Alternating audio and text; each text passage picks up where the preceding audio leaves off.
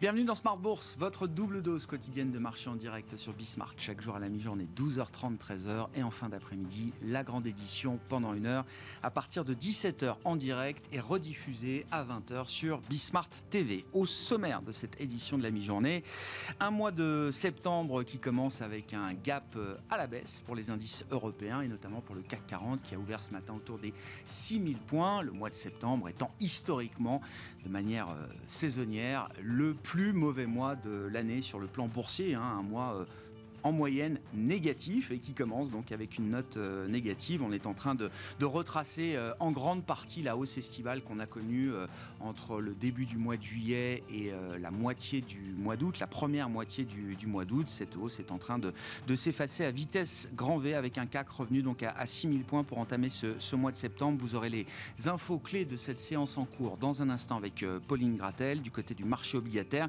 Pas d'accalmie, le mois d'août a été l'un des le pire mois de l'histoire pour l'obligataire européen, notamment quand on prend une mesure qui agrège à la fois les obligations d'État, l'obligataire souverain et l'obligataire corporate d'entreprises de bonne qualité. On a vu une baisse de plus de 5% pour la performance de ce marché obligataire en Europe, ce qui en fait donc le pire mois de l'histoire pour l'Europe et les marchés obligataires en Europe. Et la correction continue avec des taux qui continuent de se tendre à une semaine de la prochaine réunion de la Banque Centrale Européenne, qui fera partie des rendez-vous importants de ce mois de septembre. La BCE se réunit donc le 8 septembre, la semaine prochaine à Francfort. Nous aurons la réunion de la Fed également à la fin du mois de septembre, les 20 et 21 septembre. Et puis parmi les autres événements qui marqueront ce mois de rentrée, les élections italiennes, bien sûr, le 25 septembre prochain, avec d'ailleurs un marché obligataire italien qui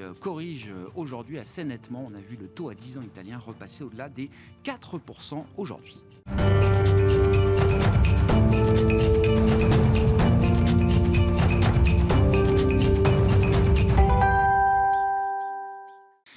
Et un début de mois de septembre négatif pour les indices en Europe avec un CAC 40 qui retombe sur les 6000 points. Les infos clés de cette séance avec Pauline Gratel. 6e séance dans le rouge pour la Bourse de Paris alors que le dollar et les rendements obligataires aux États-Unis continuent de progresser. Le seuil des 6000 points se rapproche. Il avait été refranchi lors de la séance du 15 juillet au cours d'un rallye qui avait permis au CAC de grimper de près de 9% sur le mois. La Bourse de Paris doit affronter aujourd'hui également l'annonce de l'activité manufacturière en Chine qui est entrée en phase de contraction en août. L'indice privé définitif PMI Caixin est passé sous le seuil des 50 points. Il tombe donc à 49,5 points contre 50,4 en juillet. En France, l'activité manufacturière s'est redressée en août contre toute attente. Selon les données définitives publiées jeudi par S&P Global, l'indice PMI du secteur manufacturier s'établit à 50,6 en août contre 49,5 en juillet. Il est donc nettement supérieur à l'estimation provisoire datant du 23 août qui le situait à 49. Aux États-Unis, l'indice ISM manufacturier est attendu à 52 sur le mois d'août. Nous suivrons cet après-midi 3 autres indicateurs américains, les nouvelles inscriptions au chômage pour la semaine du 27 août, la deuxième estimation de la productivité du deuxième trimestre et les dépenses de construction en juillet. Du côté des valeurs, Pernod Ricard a dégagé une croissance organique de son bénéfice d'exploitation de 19% au titre de son exercice 2021-2022, supérieur aux attentes, les ventes ayant été contenues par une forte demande en Europe, en Chine et aux États-Unis. Le chiffre d'affaires s'élève à 10,7 milliards d'euros. Le groupe français de vins et spiritueux numéro 2 mondial de son secteur s'attend à un bon démarrage au premier trimestre. EuroAPI confirme ses prévisions annuelles après une hausse de 10% de ses ventes à fin juin. Le résultat opérationnel consolidé avant dépréciation et amortissement et hors coût de restructuration augmente, lui, de plus de 20%. Pour finir, Snap confirme la restructuration et la suppression de 20% de ses effectifs, soit plus de 1200 employés. Le directeur général a estimé hier que le chiffre de 8% trimestriel des revenus par rapport à 2021 est bien en dessous des attentes. Tendance, mon ami, chaque jour à 12h30 et 17h dans Smart Bourse sur Bismart avec Pauline Gratel qui nous accompagne en cette fin de semaine.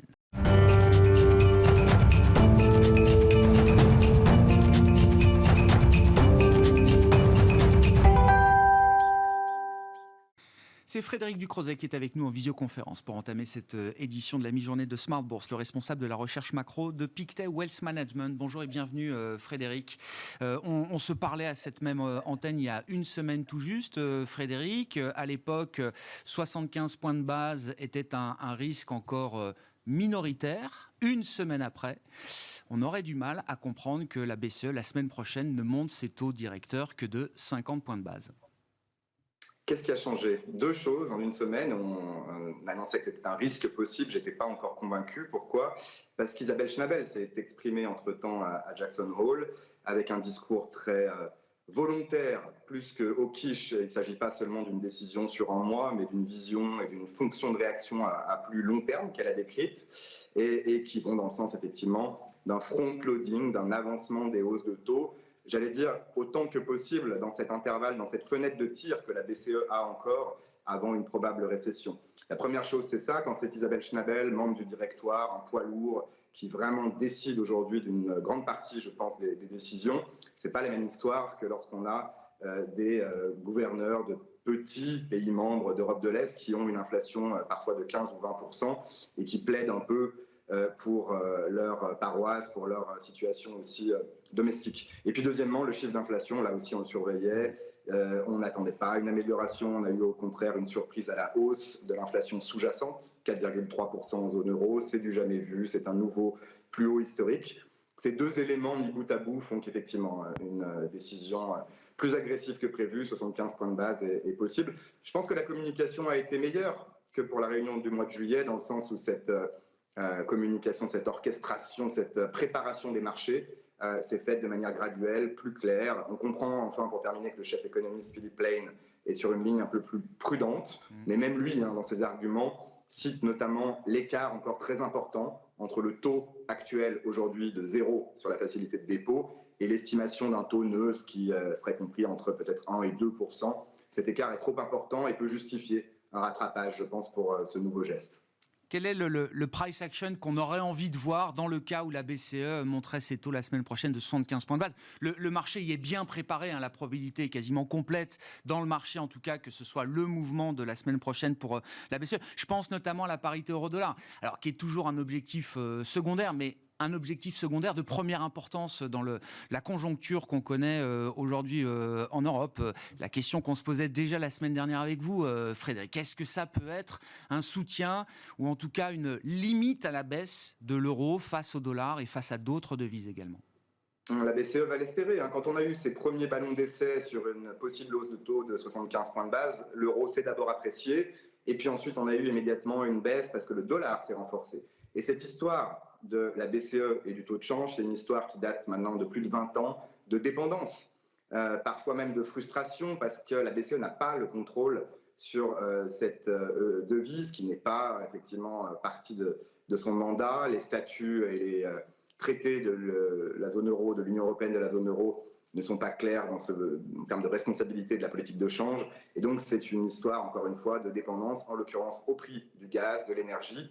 L'euro a rebondi légèrement, mais ce n'est pas uniquement sur fond de BCE plus hawkish, c'est d'abord et avant tout un espoir d'amélioration de la situation sur le front énergétique. Donc il faut d'une part que la BCE soit hawkish, déterminée, qu'elle monte les taux, mais que surtout, d'autre part, elle soit en mesure de le faire et de continuer à le faire. Et ça, c'est largement en dehors de son contrôle. Ce qu'elle voudra également, c'est avant tout une forme de crédibilité par le marché. Et donc, par exemple, que les break-even, que les anticipations d'inflation ne montent plus, voire baissent, pas seulement en lien avec les prix de l'énergie, mais parce que la BCE, encore une fois, fait preuve de sa détermination. À propos des prix de l'énergie, de la crise énergétique, alors il y a le moyen long terme pour lequel on peut être peut-être optimiste du point de vue européen, Frédéric. Là aussi, c'est un point que vous souleviez la semaine dernière parce que l'Europe va réformer son marché de l'électricité et son marché énergétique, qui est un marché totalement dysfonctionnel aujourd'hui. On peut le dire, Frédéric. On note quand même qu'en 48 heures, j'ai vu le prix du mégawattheure en Allemagne divisé par 2. À partir du moment où on a eu des informations rassurantes sur le niveau de stockage en Europe du gaz pour cet hiver. Oui, et j'ai peur que ces prix restent volatiles parce que côté stockage, on est effectivement au-dessus de 80% maintenant, un objectif atteint quasiment 2 mois en avance mais ce n'est pas la même conséquence pour tous les pays. Dans certains pays, ça signifie une marge de manœuvre de quelques semaines de consommation seulement. Dans d'autres pays, plusieurs mois. On pourrait là aussi avoir à nouveau des problèmes, voire toujours un risque de pénurie dans certains pays auxquels les États membres se préparent. Et puis côté fonctionnement du marché, cette baisse des prix forward futurs pour l'année prochaine, c'est surtout matérialisé sur l'espoir seulement et pas une action concrète d'intervention de l'Union européenne en termes de mécanisme de formation des prix. On comprend bien que ce prix est fixé à la marge par les fournisseurs d'électricité ou de gaz avec le prix le plus élevé permettant de combler le manque à gagner encore et à stocker. C'est de nature à introduire de la volatilité et on ne voit pas encore exactement comment fondamentalement une nouvelle régulation, des nouvelles règles du jeu changeraient les perspectives. Donc il faut rester prudent. Dans tout état de cause, je pense que c'est quelque chose qui d'abord maintient l'inflation à un niveau élevé malgré tout. On est revenu à des prix de mi-août à peu près. Et également entretient un peu de volatilité dans le marché et un risque de récession pour l'activité toujours bien réel. Parmi les rendez-vous qui marqueront ce mois de septembre, Frédéric, les prochaines élections générales en Italie, le 25 septembre prochain. Alors, les investisseurs sont habitués. Il y a une fréquence, une répétition de crises politiques en Italie qui font que les investisseurs qui s'intéressent à l'Europe et à la zone euro sont habitués à ce cas de figure. Comment vous évaluez le risque italien à travers cette situation politique du moment, Frédéric? Et puis, on en a assez peu reparlé, mais dans la dernière réunion de la Banque Centrale Européenne de juillet, on a eu, alors les détails, c'est allé un peu loin peut-être, mais on a eu quand même la révélation de cet outil anti-fragmentation, le TPI, qui a été donc dévoilé par la BCE au début de l'été. Est-ce que ça a changé quelque chose à la psychologie des investisseurs quand on regarde la dette italienne et les dettes périphériques de la zone euro? C'est vrai qu'à moins d'un mois de cette élection, on en parle très peu. Il y a une forme d'habitude, peut-être de complaisance dans les marchés, chez les observateurs de la politique italienne qui savent que tous les 18 ou 24 mois ou plus tard, on va passer par là, entre guillemets. Mais il y a aussi, je pense, sur le fond, deux éléments. On parlait de la réaction souhaitée de la BCE. La BCE veut qu'on en parle le moins possible, ne veut pas activer cet outil anti-fragmentation dans l'idéal et utiliser simplement son bilan, le réinvestissement du PEP notamment, pour stabiliser le marché. Si le taux est à 4% aujourd'hui, c'est probablement encore gérable d'un point de vue de la BCE. Ça se discute pour le moyen terme. Et je pense qu'elle est très contente que finalement, il n'y ait pas plus de stress que ça. Il y a aussi surtout le résultat final, la composition. Les sondages sont relativement bons en Italie, on devrait avoir peu de surprises. La composition de ce gouvernement de coalition de centre-droit jusqu'à l'extrême droite, qui sera très importante. Et on comprend chez Meloni notamment ou d'autres leaders de l'extrême droite qu'il y a une réticence malgré tout à affronter frontalement l'Union européenne, la Commission européenne sur des questions budgétaires. Je pense même que des bases de compromis sont possibles sur la renégociation, par exemple, des conditions d'octroi des fonds européens. Donc on pourrait tout à fait passer entre les gouttes, entre guillemets, et avoir un gouvernement qui est ce qu'il est, qui présente bien sûr des risques en termes de réforme notamment, mais qui pourrait être gérable d'un point de vue de marché. Et l'instrument anti-fragmentation en tant que tel, on espère tous évidemment qu'il n'aura pas à être déclenché. La discrétion que la BCE a voulu mettre autour du déclenchement de cet outil et de l'utilisation de cet outil, c'est la bonne manière de faire pour une banque centrale ? Je pense que c'était l'outil et l'objectif, encore une fois, optimal, dans le sens où la BCE ne veut pas l'activer. Et là, je le répète, plus de 4 000 milliards d'euros d'actifs sur son bilan qu'elle peut utiliser de manière flexible. C'est une force de frappe potentiellement énorme, quasi illimitée, et donc l'espoir est de ne pas l'utiliser. Aujourd'hui, l'Italie serait qualifiée, entre guillemets, malgré un gouvernement plus populiste, parce que les critères sont de nature plus économique, fondamentale. Et c'est justement là, à mon avis, que le risque réside en termes de récession, dégradation des perspectives économiques. Moody's, l'agence de notation, a revu récemment ses perspectives à la baisse. Si les autres agences de notation suivent, ce n'est pas forcément un problème pour la BCE qui peut s'en affranchir. C'en est un pour un certain nombre de gros investisseurs, notamment étrangers, qui ne pourront plus investir en Italie. Et on sait que malgré les interventions de la BCE, l'Italie et la dette italienne restent toujours vulnérables à des possibles sudden stop, à des grèves des investisseurs pour une raison notamment de dégradation des perspectives via les agences de notation. Merci beaucoup Frédéric, merci pour votre éclairage de la semaine sur la situation de marché et la situation européenne à une semaine de la réunion de la Banque Centrale Européenne. Frédéric Ducrozet avec nous en visioconférence depuis Genève, responsable de la recherche macro de Pictet Wealth Management.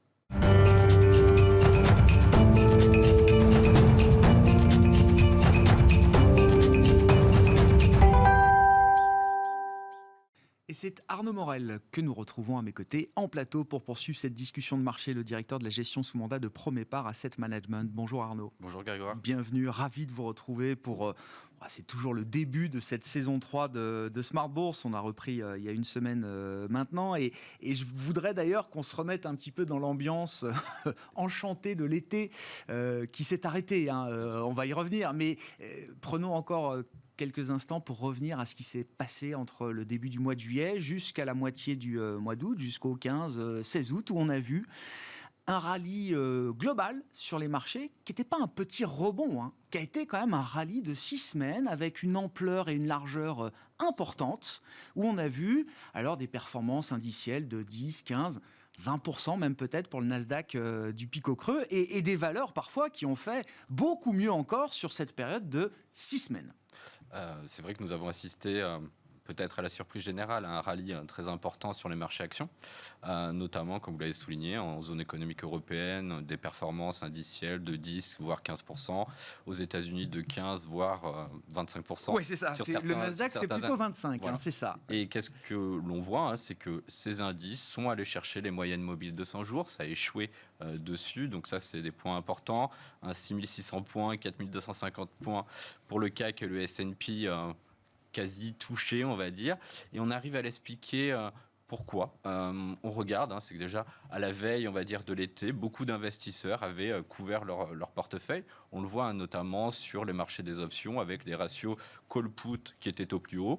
La deuxième partie, ça a été quand même les bonnes surprises de la micro que l'on a eu sur la publication du second trimestre 2022, notamment en zone économique européenne. Elles se sont avérées très solides, des profits records.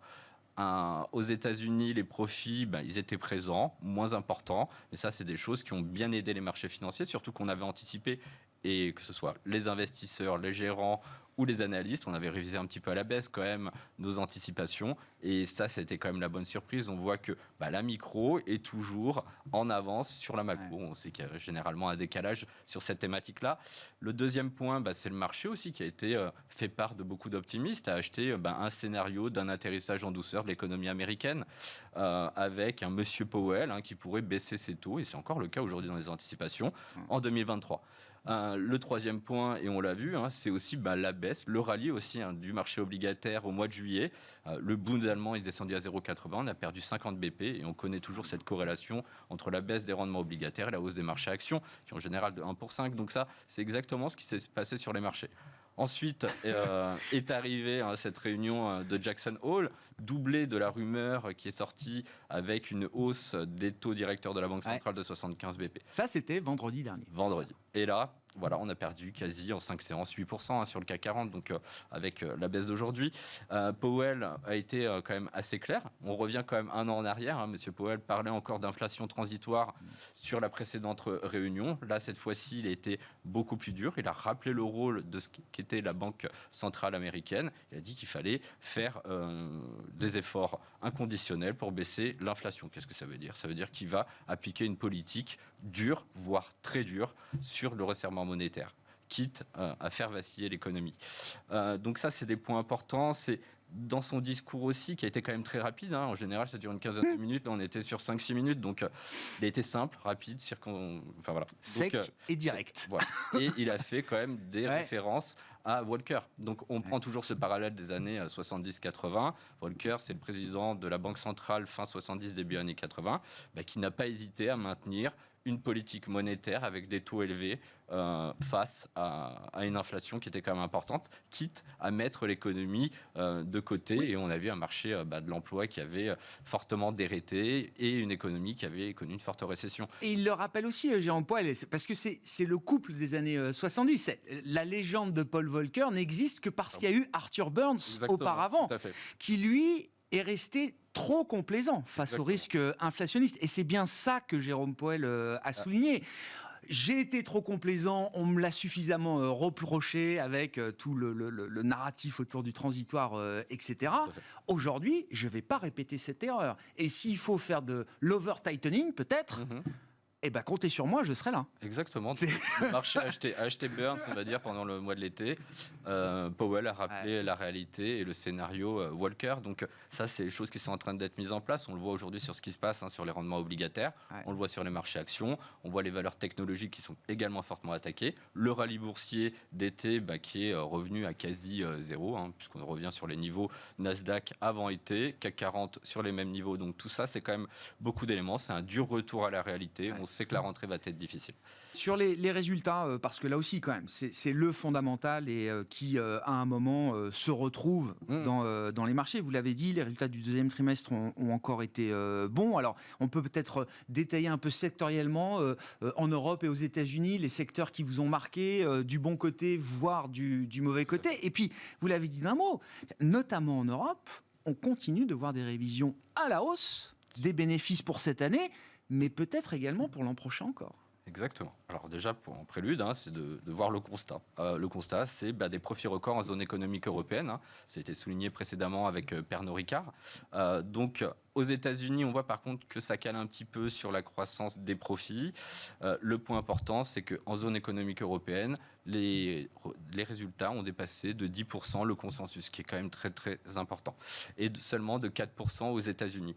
Le point à souligner, c'est quand même, on a un tiers des boîtes en zone économique européenne qui ont loupé le consensus. C'est la moyenne historique des 10 ans, ça on est d'accord. Mais ce n'est pas ce qu'on avait vu sur les 6 derniers quarters dans les publications. Donc on voit quand même qu'il y a une légère détérioration, et c'est quand même un point à souligner et à monitorer pour les prochaines séquences boursières. Ensuite, en termes de révision, c'est assez simple. Aux États-Unis, et vous le disiez, on a aujourd'hui un Dow Jones qui est entendu en croissance de bénéfices pour 2022 en négatif. D'accord. On a une révision également sur 2023. C'est des choses qu'on n'avait pas vues quand même sur les marchés depuis pratiquement 5 ans. La même chose sur la zone économique européenne, sauf que les révisions sont haussières. On attend 14% sur le Stoxx 50, même 29% sur le CAC 40. Et les révisions sont également haussières, sur un degré moindre bien sûr, mais sur l'année 2023. Et c'est là tout le paradigme aujourd'hui sur les marchés financiers, c'est de se dire quel va être le challenge des mois et des semaines à venir. C'est-à-dire, est-ce que la macro va s'améliorer ? Ou le deuxième point, est-ce que les croissances bénéficiaires, les anticipations de croissance bénéficiaire vont baisser ? Nous, on partage plutôt, je pense, la deuxième option. Il y a une fragilité là derrière ces révisions à la hausse des bénéfices pour l'Europe. Exactement. On le voit sur la macro aujourd'hui, il y a une détérioration importante sur l'ensemble des zones géographiques, surtout avec des pays partenaires comme la Chine. Donc, intrinsèquement, on peut imaginer et même anticiper des croissances de BPA qui vont se réduire dans les prochaines semaines. Et ça va être tous les enjeux, on va dire, des prochaines semaines avant les publications du T3. Oui, et puis dans quelle mesure c'est toujours la question, le mot récession, là, le mot le plus recherché sur Google depuis quelques mois. Mais la question, c'est de quel type de récession on parle. Est-ce que c'est une récession modérée sur 2 trimestres ? Est-ce que c'est plus sévère que ça, plus proche d'une dépression économique que qu'une récession qui viendrait corriger les excès cycliques peut-être des 2 dernières années ? C'est ça. Ouais. C'est de se dire aujourd'hui, est-ce que, et ça va être les prochaines questions, l'inflation, le pic d'inflation, je pense qu'on va passer, c'est passé, c'est plus le sujet, c'est aujourd'hui, c'est de se dire dans quel état va-t-on avoir l'économie dans les prochains mois et quel va être l'impact sur la micro, quel est le nerf de la guerre de la bourse. Pour revenir sur les révisions boursières, aux États-Unis, on n'a qu'un seul secteur qui a été révisé à la hausse sur les 2 derniers mois, c'est le secteur de l'énergie, pétrole et gaz. Les 19 autres secteurs ont été révisés à la baisse. En zone économique européenne, on n'a que 3 secteurs qui ont été révisés à la baisse. Donc vous voyez, il y a quand même ce changement, ces anticipations en zone économique européenne qui peuvent quand même paraître assez surprenantes à l'état actuel de ce qui se passe sur le marché. Et c'est cohérent de voir encore ce secteur de l'énergie révisé à la hausse par les analystes, parce qu'effectivement, alors, les bénéfices engrangés, etc., les performances boursières ont reflété toute la crise qu'on a pu connaître ces derniers temps. Sauf que dans les prix de marché et dans des prix anticipés à quelques mois ou quelques trimestres, on voit quand même le compartiment des matières premières qui est en train quand même de voir des prix rebaisser. Alors, le pétrole, c'est un peu particulier, le gaz en Europe, c'est un peu particulier, mais sur d'autres compartiments de matières premières, on voit déjà des prix se détendre. On a beaucoup de baisse sur les matières agricoles, sur les métaux précieux, les métaux industriels, quoique le cuivre a rebondi assez fortement sur les 3 dernières semaines, mais pour des raisons vraiment internes à l'industrie, avec des stocks qui sont ressortis très très bas sur le cuivre. Mais sinon, c'est de se dire d'avoir aujourd'hui un secteur oil and gas en révision haussière, moi, ça me paraît cohérent. Pourquoi ? Aujourd'hui, vous avez vu les publications, les majors pétrolières européennes, qu'est-ce que ça a fait ? Ça a fait, sur les marges de raffinage, 3 fois en comparaison à un an. et de quarter à quarter, c'est x2. Donc aujourd'hui, on peut dire que ce momentum va se maintenir avec un baril de pétrole qui redescend, qui revient sur les $80. Ils arriveront à maintenir leur niveau de rentabilité. Et c'est ce qui a été dit par M. Pouyanné, qui a dit, moi, $60 me va très bien en termes de rentabilité pour la société. Jusqu'à 60, ça va très bien. Oui, très bien. On est largement au-delà. Donc, sur le plan de l'investissement, par exemple, s'il faut quand même choisir un peu ses combats, c'est le but. Voilà, déjà, qu'est-ce que vous avez fait dans les portefeuilles cet été avec ce plus 10, moins 10 là comment vous avez géré ça? Et puis, donc, je comprends que l'énergie est peut-être un secteur sur lequel on peut encore compter pour quelques temps. Alors, on a renforcé sur la baisse des prix de pétrole quand il y a eu, on va dire, un faux pas sur l'été. On a renforcé sur une majeure pétrolière qui est Galp, qui est arrivée sur un niveau de valorisation intéressant, qui avait dérêté de 25% par rapport à ses points hauts. Ce qu'on a fait, et pas beaucoup de choses au cours de l'été, le point important, c'est en revenant vers le 20 août, c'est de regarder les niveaux de cours. Et quand on voit Apple à 168, qui run de pratiquement 120 à 168, on a pris nos bénéfices sur Apple, clairement, avec des niveaux de valorisation. On a un Nasdaq qui revient à 25 fois les bénéfices. On a pris 3 points de PE sur les 2 derniers mois. Le marché s'est renchéri.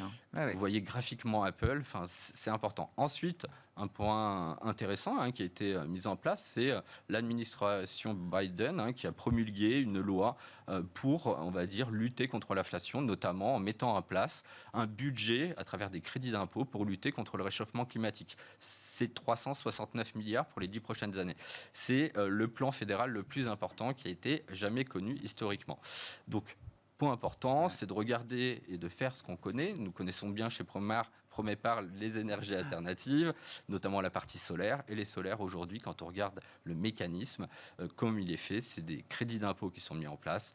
On a une visibilité car c'est sur les 10 prochaines années, donc ils appellent ça l'ITC solaire. Avant, c'était juste sur 2 années, vous aviez des tranches. La première année, c'était 26% de crédit d'impôt, 10% la seconde année. Là, on a 10% pour les 10 prochaines années, 30% de crédit d'impôt. Donc c'est une visibilité qu'on n'a jamais connue sur le solaire aux États-Unis, qui est quand même l'activité dans les énergies alternatives la plus rentable.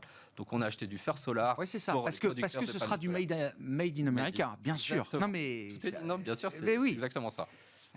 Donc First Solar, producteur de panneaux solaires et qui en plus a une technologie qui est le thin film et n'est pas dépendant, on va dire, de la matière première du silicium, qui est quand même très rare et qui connaît des prix de hausse très importants, qui est sur le tellurure de kalium, qui a le taux de conversion à travers l'énergie solaire qui est collectée et transformée en énergie le plus important par rapport à du PV silicium. Donc ça, c'est les points importants. First Solar, c'est une darling, c'est une société qui a traversé toutes les crises, crise de 2008, crise de 2011 avec le dumping chinois sur les panneaux solaires.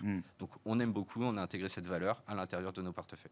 Merci beaucoup Arnaud pour cette analyse effectivement de la séquence estivale qui nous amène jusqu'à ce début de mois de septembre aujourd'hui avec une ambiance qui a changé depuis quelques jours maintenant. Arnaud Morel qui était à nos côtés en plateau pour cette édition de la mi-journée de Smart Bourse, le directeur de la gestion sous mandat de Promépar Asset Management. On se retrouve à 17h en direct sur Bismart.